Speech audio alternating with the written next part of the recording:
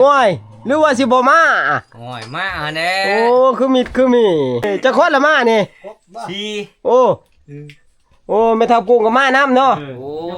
ไม่ได้เดินถึงนะพูนพ่อใหญ่จ้อยนี่พึ่งจมหาได้คิดว่าเจ้าสิบ่มาFCจมหาอยู่โอ้ไผล่ะพูนแหละพี่น้องพังไทยพูนมีทั้งอเมริกาโทรมาจากไผบ่จักโอ้ข่อยบ่ได้รับคักเนาะเจ้านี่ FC หลายอีหลีเนาะเจ้าเนาะเสียงดังขนาดเจ้าก็ดังขนาดเอามาให้เบิ่งแน่แล้วต้องหัวหน้าพันใหญ่อาสิบ่ว่าเด้อๆเอาโอ้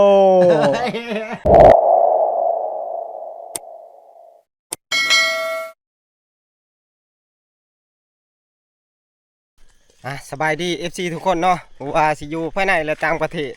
มื้อนี้ก็มาพบมาพอกันเช่นเก่าเช่นเคยทุกคนกับ2,000จิตคนหากินนะมื้อนี้ก็ไปป่าเนาะไปกับนายพาลุงเพิ่นเพราะว่าเฒ่าพ่อนี่ก็บ่ทันได้ลงมาแต่งวดก่อนสิไปส่งเขาเพิ่นนะกับผ่านป่าติดใจขัวแล่นเฒ่าพ่อก็ได้กับผ่านป่าก็เลยบ่ได้ลงมานั่นไว้ผ่านนะตอนนี้ก็คาดว่าเขากินเพิ่นก็สิเบิดแล้วแหละในผ่านก็ได้รับหน้าที่ว่าให้ขึ้นไปส่งเขาเพิ่นนะแล้วก็เอาน้องม้าเข้าไปน้ำได้มือนี่เนาะว่าสิไปครัวเลยแหละลักๆก็ได้จักสิโศกสิมานี่ยังเลยแหละเพราะว่าพ้นมันกับโบตกได้หอนก็พอหอนทุกคนเป็นผู้ตอนช่วยๆนี่เนาะ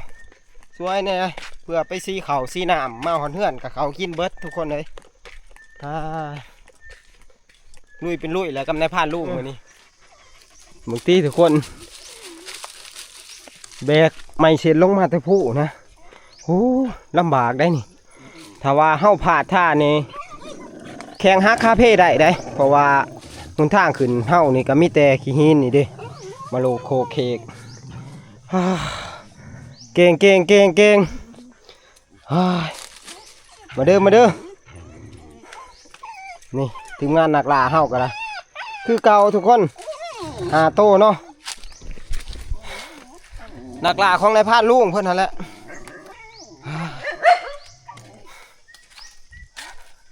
บ่ทันที่ใดเลยเหงื่อแตกไปเบิดเลยโอ้ยเมื่อยห่วยเป็นแต่ไรเดียวนี่มาเป็นตาสิบรอดแท้เมื่อยร้ายบ่โอ้เมื่อยเสียไปเห็นยังอะไรไม่เสร็จนี่เห็ดเที่ยงหน้าโอ้เพราะว่าช่วงนี้กะใกล้แล้วเนาะฤดูเดือน6เลยได้นี่สิลงการผลิตเลยเห็ดเที่ยงให้เที่ยงหน้าไว้โอ้เก่งแบกลงมาตะลังผมบ่นี่หกงูผุนแล้วโตบ่ธรรมดาเด้อหมู่เจ้านี่เก่งเติบเนาะไปสู้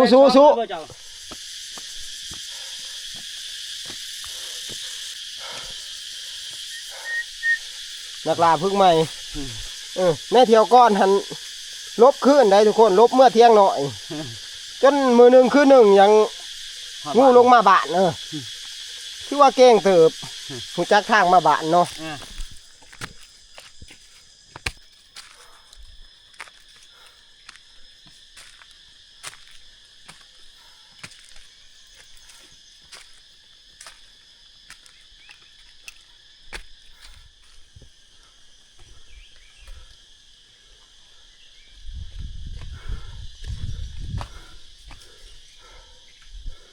โอ้เสาเมื่อยก่อนได้ลุงเอ้ยเสาเมื่อยเนาะ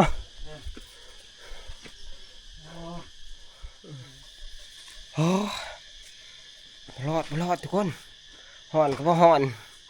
ผมก็เงาเลยนี่ห่อนน้ำผมนี่แหละมีเวลาแต่ไปป่าได้บ่ได้เข้าในบ้านในเมืองเลยบ่ได้ไปหาตัดผมมึงตีทั้งผมทั้งหนวดเนี่ยว่าสิเป็นคนป่าเลยบ้านนี้เสาเมื่อยก่อนจังหน่อยทุกคนจังหน่อยจังเดินต่ออากาศมันห่อนหลาย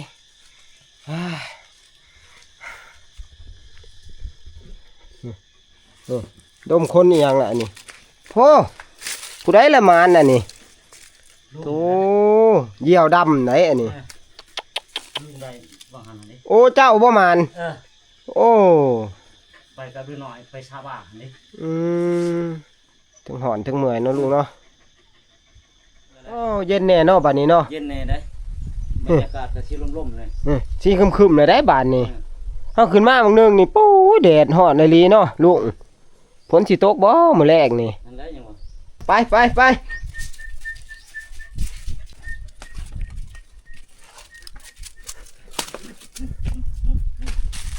โอ้ลูกผับปลาทุกคนเอ้ยอ้าวโธ่เบิ่งโตดมันพุ่น มีเป็นเนื้องามเนาะ ดกอะลี ตกพักลิ้น โหลนชักกระป่านขี้ดินที่ม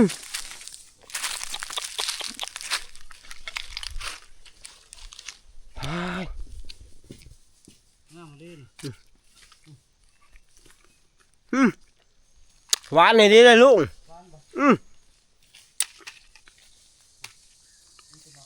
อืมหวานครับ อืม เกียบ อืม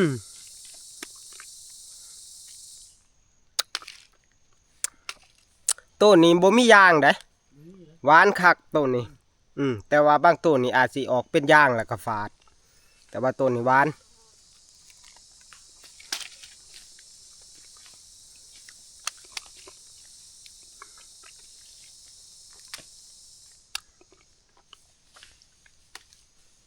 ถ้าว่าเป็น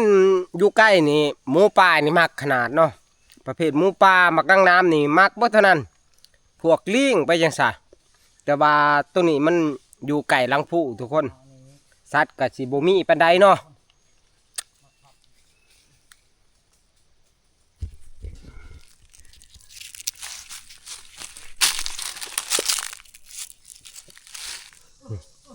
บ้านในพานเอิ้นมักพับได้แต่ว่าอยู่เมืองไทยนี่บ่ฮู้ว่าเพิ่นสิเอิ้นหมากอีหยังเนาะอันนี้หรือสิเอิ้นคือกันบ่ก็บ่ฮู้เนาะอันนี้ก็คือลูกพับป่าหน่วยก็สิบ่ใหญ่ปานใดประมาณนี้แหละทุกคนแต่ว่ารสชาตินี่ก็สิหวานได้หวานคักหวานหอม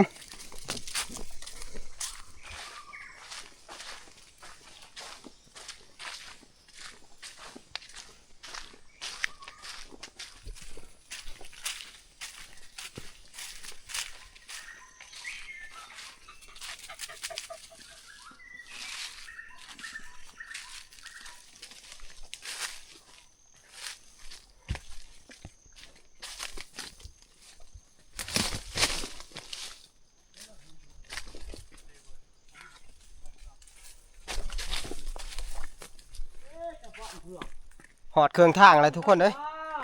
พักผ่อนเช้าไม่แห้งก่อนเพราะว่าอากาศมันหอดหลายนะพักกินน้ำเย็นๆจะไปเนาะโอ้ย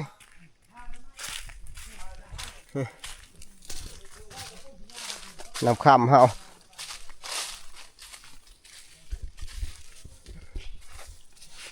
โอ้ใส่คักได้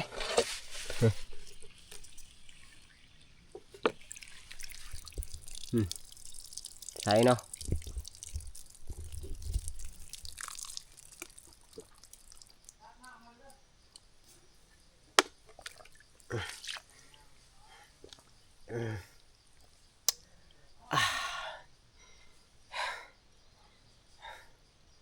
เมื่อยทุกคนเลยกินน้ำมันเย็นใครแน่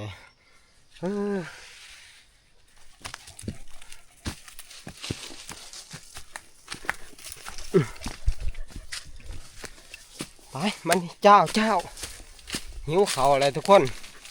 ตอนนี้ก็เขาอยากมั่วบ่ายแหละทุกคนเลยเพียงกลัวๆเลยเนาะแต่ว่าเฮาเดินทางมาหัวกระหอดเครื่องทางนะพอท่านได้หอดจุดหมายเฮาก็คือเที่ยงน้อยพุ่นแหละถ้าพ่อเพิ่นทาจะว่าหิวเขาน้ำเราบ่จักเพราะว่าเขาซานเพิ่นนี่อยู่เที่ยงเฮานี่ก็มออยากเบิดได้ทุกคนเลยถ้าพ่อก็เลาะค่อยน้ำในผ่านนี่แหละเนาะของว่าเจ้าย่านว่าเพิ่นหิวเขานะ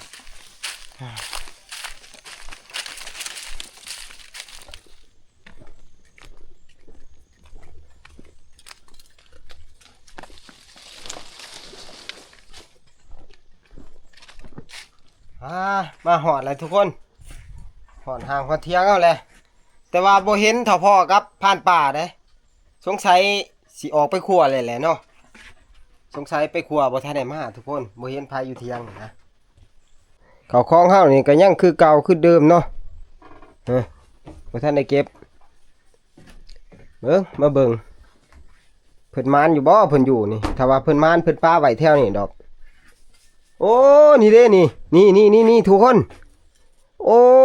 นี่แม่งหางบักได้โอ้เพิ่นมานหลายเต็มเติบได้เพิ่นอยู่2คนกันล่ะทุกคนนี่เด้พี่โอ้จักอันเด้เบิ่ง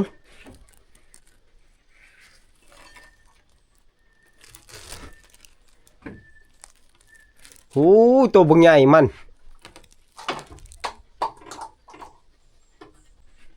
นี่3ตัวมีแต่ตัวหึกเลยทุกคน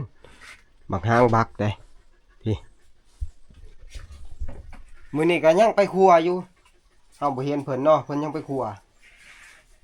บางทีเพิ่นก็อาจสิมานก็เป็นได้มื้อนี้ก็ได้เนาะอ้ายหิวข้าวเลยเด้บ้านนี้ผ่านป่าเห็นหยังได้กิน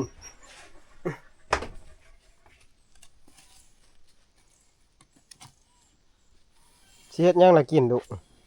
ลวกของน้ำนี่แหละ โอ้ที่เก็บไว้ว่าเจ้านี่ก็ได้ ที่จะได้มันหิวแห้งไง ถ้าว่าสิมากินข้าวน้ำผ่านป่าก็จักไปทางใดผ่านป่าก็ได้ไปครัวบ่ทันได้มา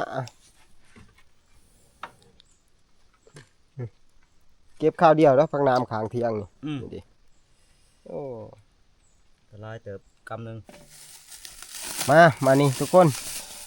กินข้าวเที่ยงมื้อนี้ก็ยังบ่มีอาหารกินเนาะมื้อนี้กินแจ่วกับลวกผักนี่แหละเพราะว่าเฮามามื้อแรกนี่อดสากินไปก่อนเนาะลูกเนาะ แมนเฮ็ดจะได้มันประมาณยัง กินไปนี่แหละ3โศก3มานมาจูเตียวจำเจียวนี่นี่ โอ้ว่าสิมาปั่นเที่ยงน้ำผ่านป่าเนาะแล้วผ่านป่าก็ได้ ไปพอพันป่านะปลาก็หัวหน้าใหญ่เพิ่นแล้ว เอาเมื่อยแจ่วคือแสบนะลูกเนาะ แซ่บเลย พอกินมันบอกเขาว่ายามมีแห้งมาเสื่องเหนียง นี่ละ เป็นผู้ไม่เมื่อย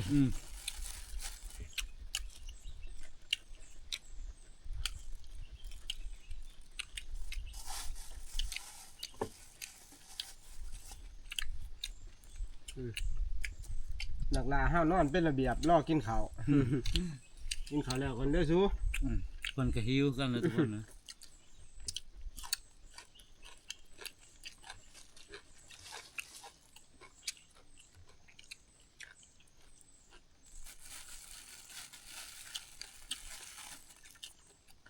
กระป๋อง โอ้ยหรือว่าสิบ่มา โอ้ยมาอันเด้ โอ้คือมี มาฮอดครัวบรรดาลหั่นรถผู้ที่รับเลย โอ้ เบิ่งไปเบิ่งมาแม่นเข้าขายน้ำมันอันนั้นเขาว่าน้ำมันกระสวนน้ำมันสีคือน้ำมันกระสวนแต่แถมเป็นน้ำมันอัดซัก ย่อตัวนั้นแหละ เติมใส่2 ขวด เออ เอ้อ มันก็ม่วนแล้วแนวน่ะ มาไว้เตียงบ่าวซ่าเห็นแหละ ชื่อใช่ละน้ำมัน ชื่ออยู่ในบ้านเพื่อนลุงจอย โอ้ยจะคนละมานี่ สี โอ้ไม่ทับกุ้งกับมาน้ำเนาะ โอ้บ่ได้เดินถึงนะ พูนพ่อใหญ่จ้อยนี่เพึ่งจมหาได้คิดว่าเจ้าสิบ่มา FC จมหาอยู่โอ้ ไผล่ะ FC จมหาพ่อใหญ่จ้อยถ้าว่าโศกมานกินฮอดเจ้าเขาว่า ไผล่ะ พูนแหละพี่น้องพังไทยพูน บ่ เออ มีทั้งอเมริกาโทรมาจากไผบ่จัก โอ้ ข่อยบ่ได้รับมันโทรมา โอ้ แล้วก็มีอยู่ลาวนี่มีนั่นน่ะเลขท้าย459ของไผล่ะ บ่ฮู้แล้ว 459 โทรว่าเขายังติด เลขกล้วยและหัน ต่อ 459 ได้ว่าซั่น โอ้ ถามว่าจะอยู่ไสเพราะว่าเขาอยู่บ้าน โอ้คักเนาะเจ้านี่ FC หลายอีหลีเนาะเจ้าเนาะ เลี้ยงดังขนาดเจ้าก็ดังขนาดเอามาให้เบิ่งแน่แล้วต้องเราหัวหน้าพันใหญ่อาชีพหมู่ว่าเด้อๆเอา โอ้เอามารวมทีมกันแล้วบ้านนี้พูนผ่านเป้าก็มา ไปฮะ ผ่านเป้านี่ก็หลายเดือนแล้วได้บ่ได้ขึ้นมานำทีมงานนี่ หัวหน้ามีการเขาบอกเบิดก็ ท่านท้องแท้เด้อ เอาบัดนี้มารวมตัวกันแล้วทุกคน เขาหูหมด ในผ่านกับบ่มีหยังหลายแล้วก็สิปิดคลิปไว้เพียงเท่านี้เนาะเพราะว่าเฮาเดินทางมานี่ก็เมื่อยหลายนะขอตัวพักผ่อนบางทีมื้อแรงเฮาอาจไปนั่งห่างทุกคนเอ้าพอกันคลิปหน้าทุกคน